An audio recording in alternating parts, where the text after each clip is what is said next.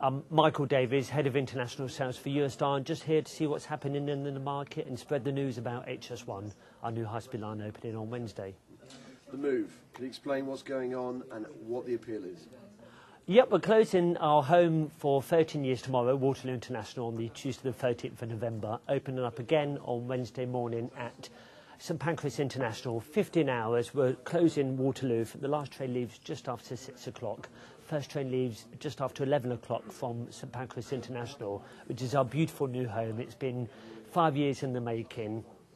And from there, we'll be able to start our journeys through to Paris, which is coming down to 2 hours 15 minutes, and Brussels, which will come down to an hour and 51 minutes. And in reducing the time, what does it actually do for the product in terms of its competitiveness? Really, when you think about it, 2 hours is the average time you're now at an airport waiting to check in. By that stage, if you're a leisure traveller, you can check in 30 minutes beforehand, a business traveller 10 minutes beforehand with a business premier ticket. And 2 hours, 15 minutes later, you're in the heart of the city of Paris.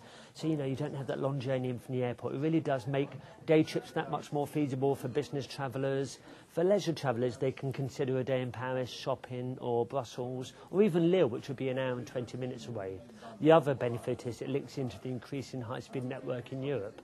So journeys which slightly further afield, you will now consider doing by train instead of the plane. Amsterdam, Cologne, Lyon, Bordeaux, all of those become within a viable option for travelling by train too. And can you tell us more about the environmental responsibility that you're putting into the business plan with Eurostar?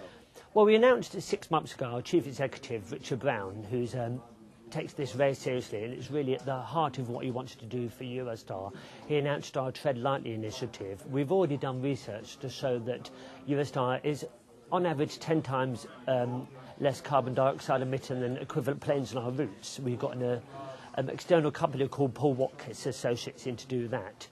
But it's relatively easy for your train to say that you're greener than the plane. But what we're doing now is to move it to the next stage. So we announced in April our Tread Lightly initiative, which is a 10-point plan internally to reduce our carbon dioxide emissions.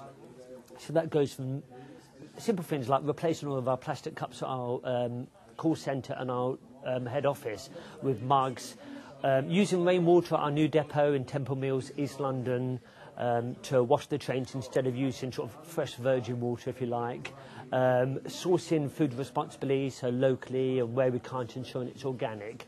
But then in addition to that, we're offsetting all journeys from this Wednesday, from the 14th of November. So Eurostar will become the world's first carbon neutral train service, and we believe the biggest mass transit system that will be carbon neutral. And that'll be our own cost. It won't be of any cost to the traveller. That's a cost that we're picking up ourselves. Tell us about your international aspirations. You're in charge of some elements of that. What's going on?